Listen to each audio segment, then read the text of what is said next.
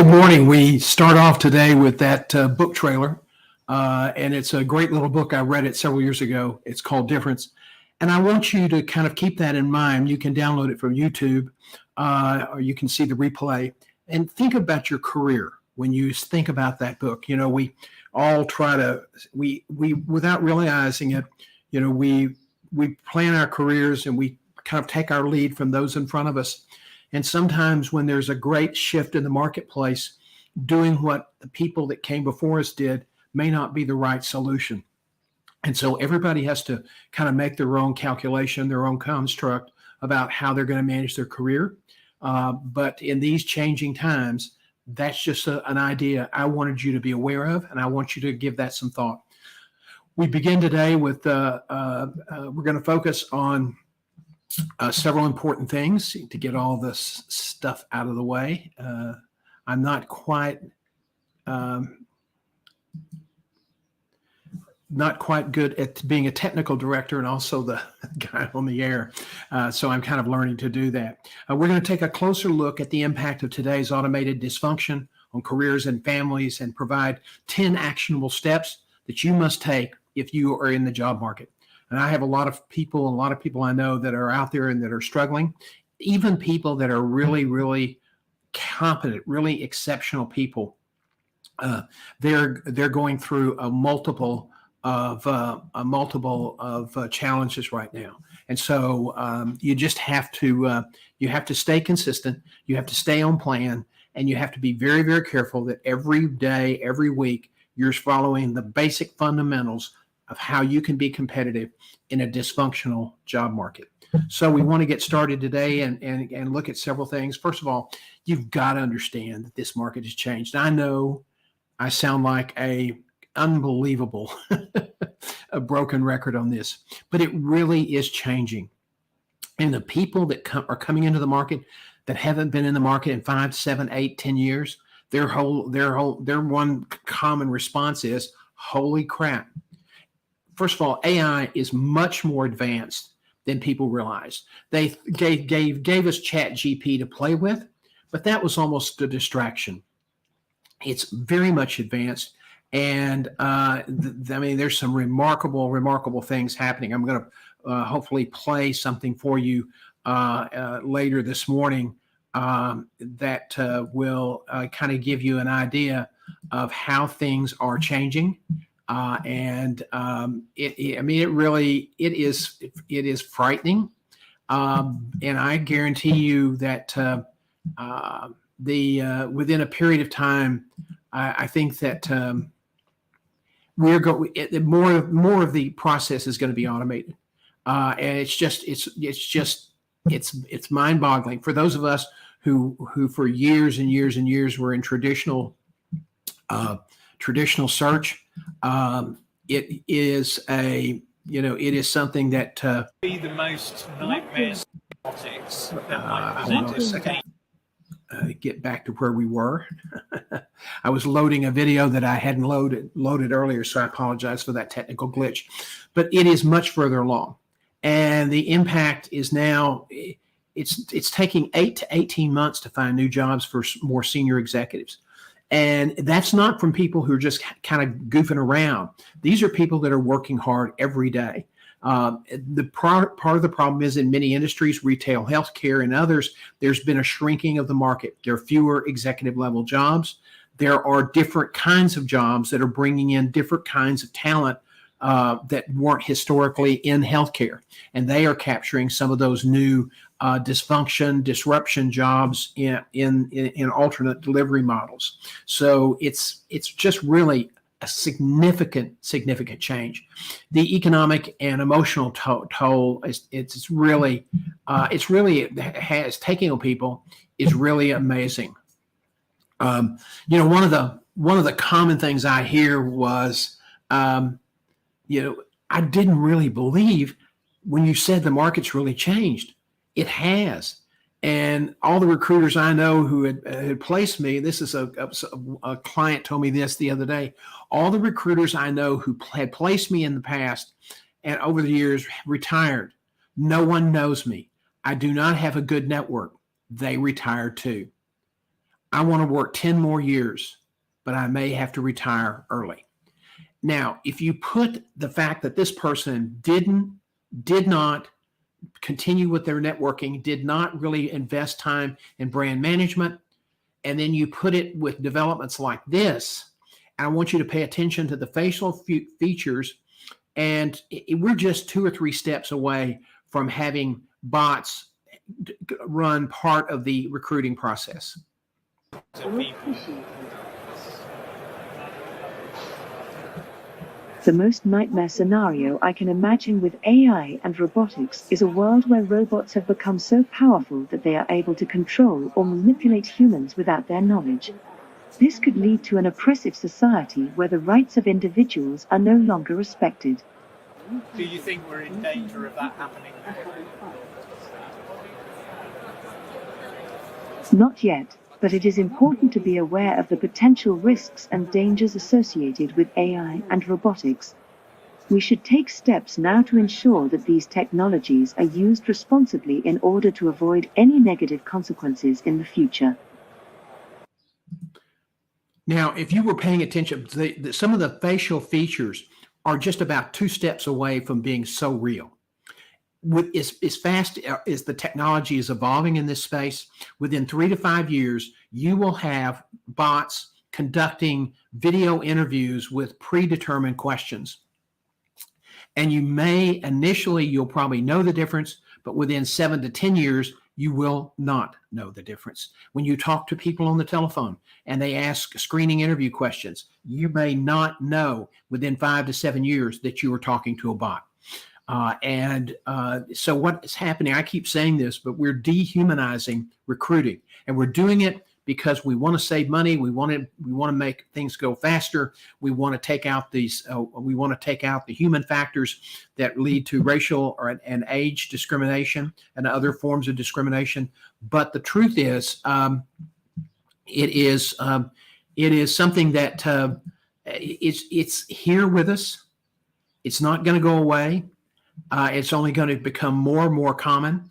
And I think that you just need to be aware of it, and you need to think about how you're going to compete in this kind of market. One candidate told me, said, I've applied to more than 50 jobs. Many never acknowledged receiving my resume. I've had less than 10 screening interviews.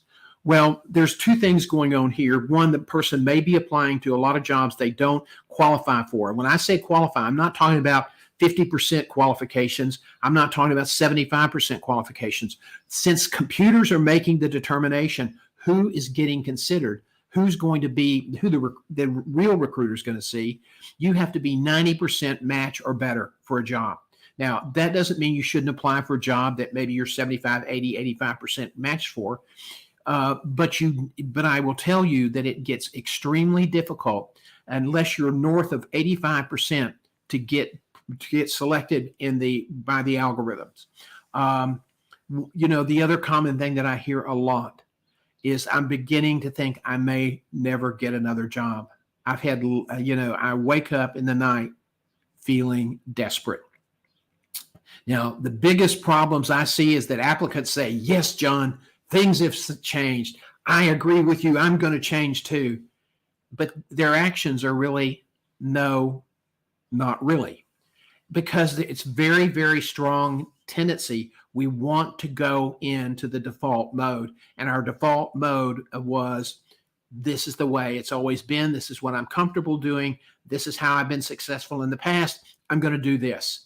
And that's not necessarily going to work today. So you have to be very mindful. Okay, if you're trying to be maybe a little bit too circumspect about the job market, maybe you need to revert to a more aggressive stance to see if that does better for you. But if it doesn't, don't just revert to the default that you've always used to think that's going to make a difference, because the dynamics of the past are not even on the playing field anymore. The next thing that may be happening with that particular person who's sending out all these resumes is that they're not customizing their resume. Now, I see recruiters all the time say, use this resume and here's how you do it. and they never mention customize. There are only a few resume writers out there. Now, some of these bozos say they are certified resume writers. How a certified resume writer can tell you, can show you a resume template that may or may not, it can be 2 columns and have a lot of gook on it and may not even make it through the ATS scanner because it's too formatted, and then not even mention that you have to customize, is unconscionable. It's really malpractice. Here's why. When you don't tell people they have to customize, every chance you get a shot at saying that, people will revert to the way they've always done it. Well, I didn't have to do this in the past. This is a real good resume. I'm really qualified. They'll see that. No, they won't, because the seeing is done by a computer. The seeing is done by an algorithm. The algorithm is very unforgiving. So unless your resume is really tailored to that job, using phrases and words from that job summary, you really don't stand much of a chance. So please download our resume guide. There's a model resume in there for your information. Pay attention. Now, write a statement. The next thing you want to do, the third thing, is write a statement based on the question, why should we hire you? Incorporate these strengths and your values into one 250-word explanation. Sell yourself. Okay? So number 1, understand your value. Make a list of your strengths and supporting evidence. Select 4, no more than 5 strengths. And they need to be strengths that really sell you, and they need to be authentic, an authentic reflection of what you're really good at. 2, download our resume guide. Pay attention to what we're talking about there in terms of formatting and customization. 3, write a statement based on this question, why should we hire you? Okay, so now we're on track. Now, the next thing I want you to do, number 4, is find short, impactful stories to highlight your strengths, your successes. Check out our 2-part Mastering the Art of the Job Interview course. Now, if you're a member of our career community, that course is now available to you at no additional cost from the $49 a month. I think there are 10 or 11 current courses, 5 or 6 hours worth of educational material, and you get all of that for $49 a month, unlimited access. So as long as you're an active member in your career community, you get access to that. You can also get, if you need help coaching or you want to schedule a mock interview, those are additional charges, but they are, for members, discounted. The next thing I want you to do, number 5, is download the core and categorical interview worksheet from the website at johngself.com. And it's in the Guiding Your Career Academy page. So you click the little ribbon on the right side, or go to the bottom and get instant access, and it'll take you to the page. And we are updating some things, so check afternoon today. But the core and categorical form is there. If you're a member, it's also there. By the way, career community members, we are putting together this weekend a curated library of downloadable articles. If you feel like you need practice, we can schedule a mock interview for you. I believe it's for career community members, it's $89, but that's a couple of hours of my time, and you get instant feedback. You know, a lot of people say, well, we don't ever get feedback from the recruiter. I spent 27 years as a recruiter, and if you ask me to do the mock interview, if you're not one of our clients, it's $89, but I guarantee you, if you're one of our full service clients, it's included in the price. So we will give you the input. So number 1, find some short, impactful stories. Let me share this one from me. I had a client, a prospective employer once asked me a question to the effect, this is a real mission critical job. So give me an example. And it doesn't have to be a work example, but give me an example of how you consistently delivered on mission critical assignments. And I said, well, I have 2 examples. Number 1, when I was growing up here in Tyler, my father was an outstanding, incredible retail baker. And he had everybody came to him for their wedding cakes. And in the wedding season, which ran from April till kind of August, we would have 8-10 wedding cakes every weekend. And frequently the cakes were so significant that the client or the customer couldn't pick them up, so we delivered them. For many, many years, I delivered wedding cakes for my father. Now, if you know, that is probably the bride's most important day. That's probably that young lady's most important day in her life. And so you can't have any mistakes with the wedding cake. You can't have any oops. You can't have any stumbles. And so for all those years I did that for my father, I never had one error with delivering a wedding cake. And I took cakes as far away as Big Spring, Texas for my college roommate. That was about an 8-hour drive, and it was a pretty substantial cake, and we didn't have any issues. So I have started off my career in a job where I had to deliver, because if nothing worse than having a bride and her mother upset because something happened to their cake. The next thing, when 1976, after I left the news business and went to Herman Hospital, they were really facing challenging financial conditions. I found out that I was going to be the person to lead the implementation of LifeFlight. Today is the largest hospital-based helicopter program in the country. My contribution is now somewhere on a pinhead. But at that time, not succeeding with that program could have spelled financial doom to that hospital. My boss took me aside and said, "You hadn't been in healthcare very long, but you know a lot of people. I really have faith in you. You have to nail this." And we were very successful. And that led today to the saving of thousands and thousands of lives.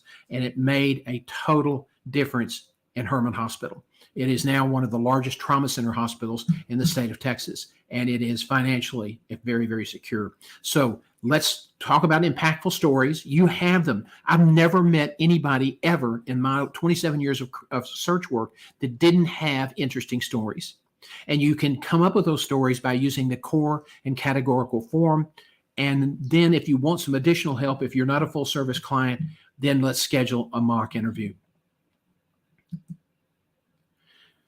Let's look at step number 7. Invest the time in building a professional network. Now, this is your career equity.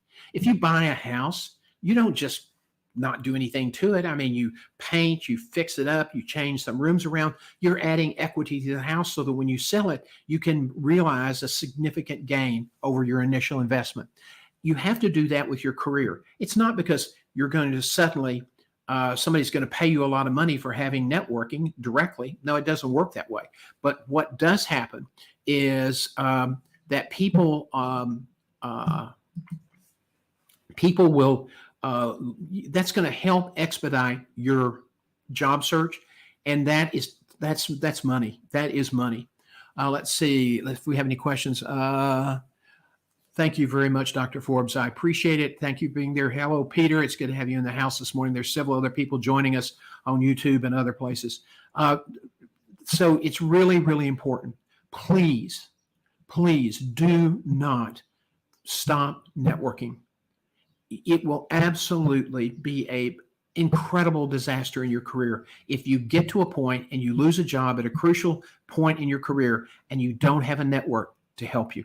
I know dozens and dozens of executives who had to retire early because they couldn't find a new job when they left the one they had at 57, 58, 59 years old. All of their career network had been people up above them. They had retired. And the recruiters that they had worked with over the years had retired, and no one knew them. Okay, number 9, recruit your references. Don't wait till the end of the line to find your references. Earlier versus offer time. In other words, if you're scrambling to find references and you're trying to get everything organized and straight and keep focused on closing the deal with this client, scrambling for references is not a good idea. Executives should have multiple panels to avoid what we call reference fatigue. So if you're going to be a system CEO, COO, CFO, Chief Marketing Officer, you need to have 2 or 3 panels. So you want to get maybe 10 or 12 people, and you can mix and match and use people from each panel that would most ideally suit the job that you're applying for. If somebody gets 12 or 15 calls and you still hadn't gotten a job, they're not going to dish you. But the research shows that they just become not quite as enthusiastic. So it is extremely important to avoid reference fatigue. If you're a manager, what we call a supervisor or a manager, which are executive funnel positions, you can have 4, 5, 6 references. That's enough. Never submit fewer than 4. 3, if somebody's out of whack, then it could delay the search. So always have 4, which gives them an alternative. And finally today, looking for a job is a full-time job. So please keep that in mind. And finally, one last bonus I want to share with you today. You do not qualify for a trophy because you tried hard in your career. Now, when a lot of people growing up today, their kids get completion trophies and everybody's a winner. Well, in the job market, everybody is not a winner.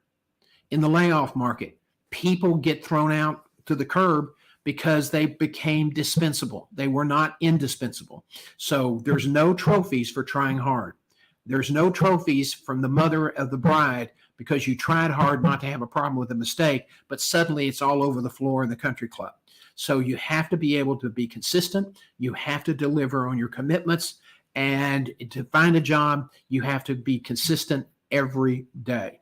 So that's kind of an important thing that I want to share with you.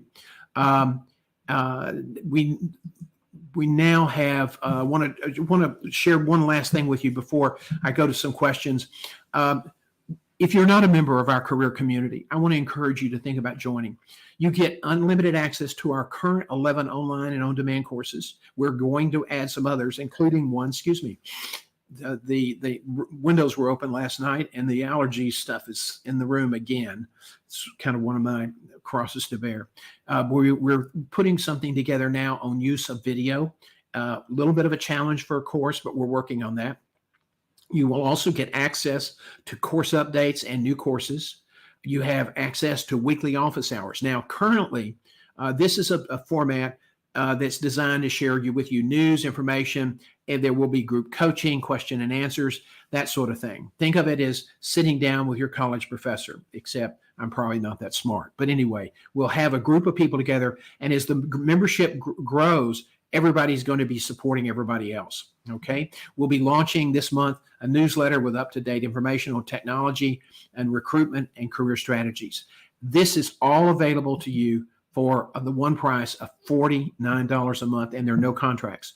So if you come in and we're not meeting your needs, you get to drop out, okay? You don't have any minimum payments you have to make.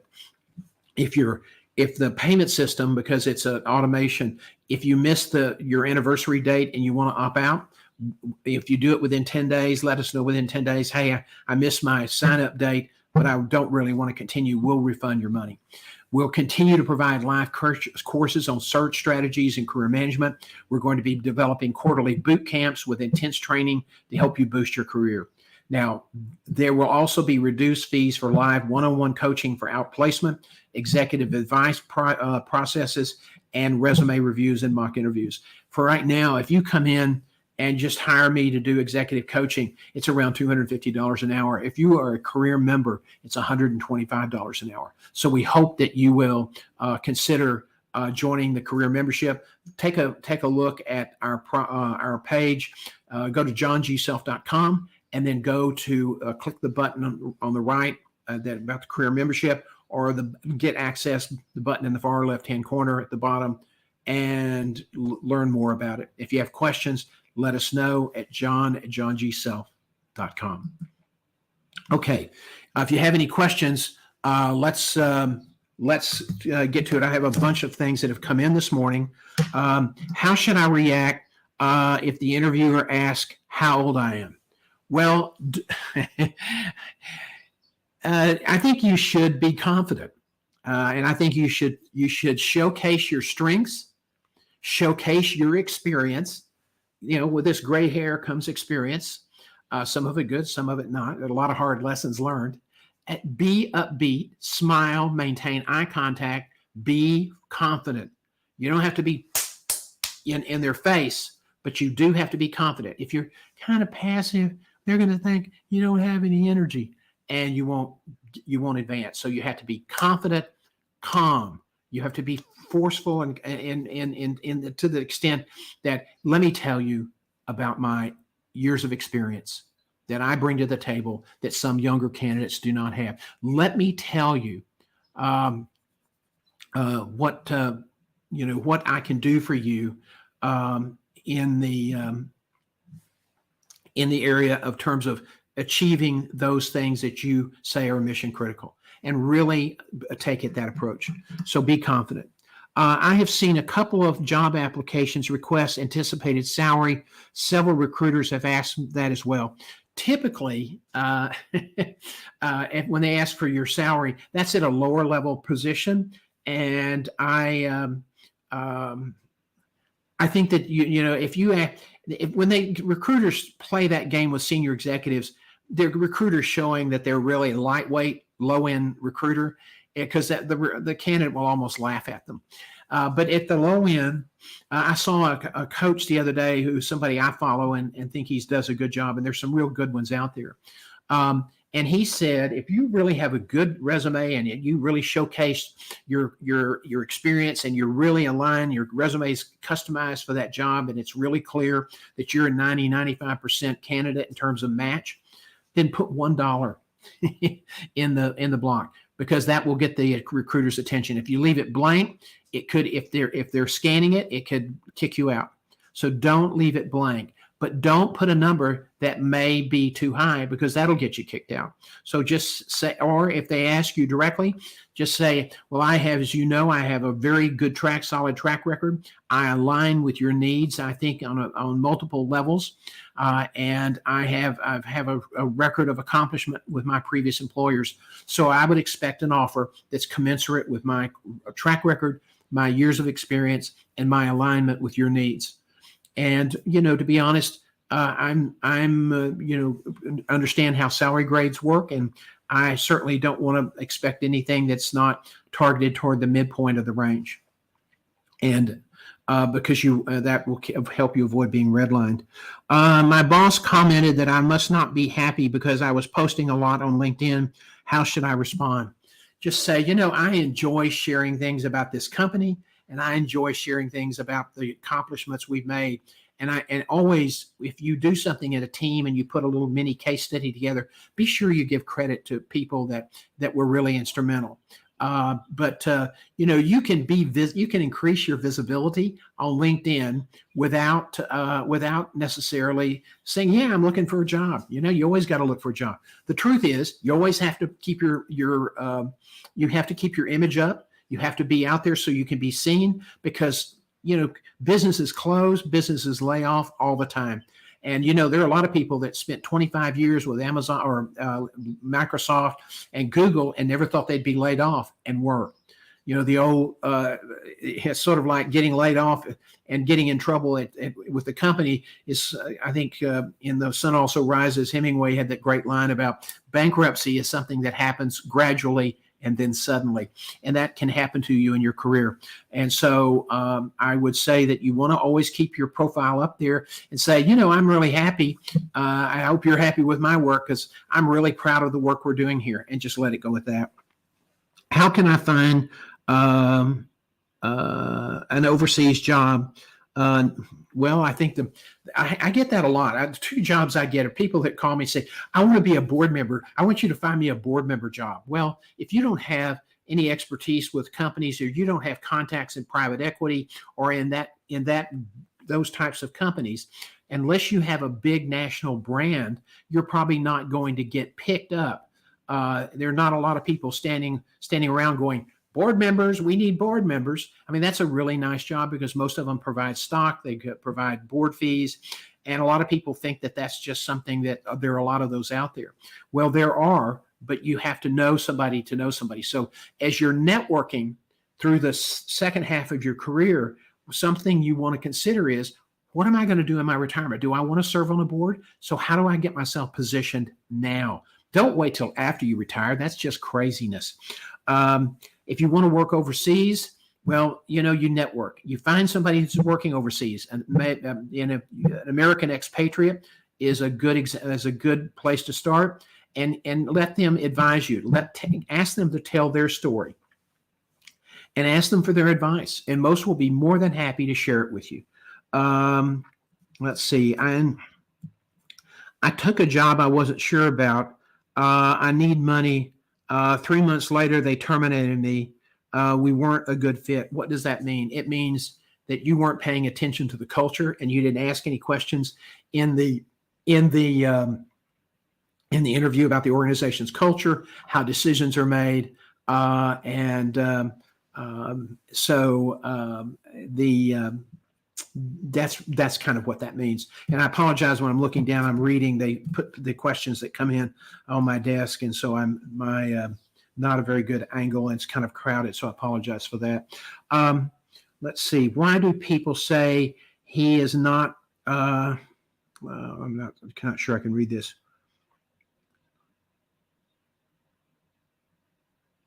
Oh, okay. I'm sorry. Why do people say HR is not our friend? What does that mean? Well, there are some great HR people out there. And there are some HR people that are total gamesmen. What do I mean by the latter's term? HR has access to strategy. They know what's going on. So they understand strategy. Many times they report to the CEO. If a CEO is smart, he has HR reporting to him. Why? Because the most important asset the organization has is not the CAT scanner or the manufacturing plant, but it's the people. And, one of the reasons Jack Welch was such a huge, huge success at GE was because he spent a lot of time focusing on finding good people and developing good people.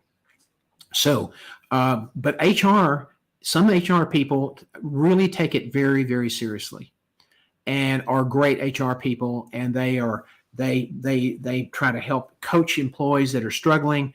They try to figure out why people are not delivering on their promises, and they try to help them succeed as best they can. But there are other people that just manipulate. There are other HR people that just manipulate. And what they want to do is they want to have all the glory and not have any egg on the face. And so they will just throw you under the bus. Some HR people I know, they didn't know that there was a limitation to the number of people they could throw under one bus. So you just have to be careful. People if you're new to a company, you have to be very careful and understand what people's agendas are and understand what their needs are.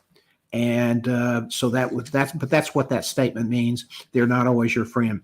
Steve Harvey has a great line that says, when you're going into a new company, keep in mind the people by your side are not always on your side. I just took a new job. When should I start networking for my next position? Now. You don't stop networking. And you let people know where you are and what an exciting opportunity it is. And let me know if I can do anything to help you. Always let people know that you're willing to try to help them if you can. You may spend 30 or 40 minutes a week trying to help somebody out. That's a small price to pay, and that'll come back and pay you incredible dividends. Well, it's a little after 8 o'clock, so we've got some good questions in today. I hope this has been helpful information, and I hope that you all will, check in with us next week at 7:30 in the morning here on LinkedIn, YouTube, and FaceTime. Let's see, Social Security benefits are going to rise by 2%. I'm looking for the jobs numbers, and I may have missed it, but anyway, that's something that we want you to pay attention with. Keep in mind too, our first Lunch and Learn starts November the 7th. It's an educational forum designed for sort of informal lunchtime learning, and it'll be many courses that we'll be teaching during that period. There'll be one a month on that.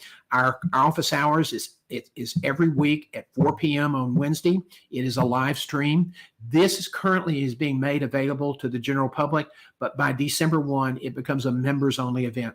So if you want to see the replay from yesterday's office hours, visit my YouTube channel, Guiding Your Career, John G. Self, and get the replay under the live tab on my Facebook page, or my YouTube page, and play it back and see if you find that something of interest. We want to encourage you to submit your questions and check one last time before we leave to see if anybody else has any questions. Thanks so much, everybody, for joining us today. We hope to see you again next week. Thanks so much for joining us today.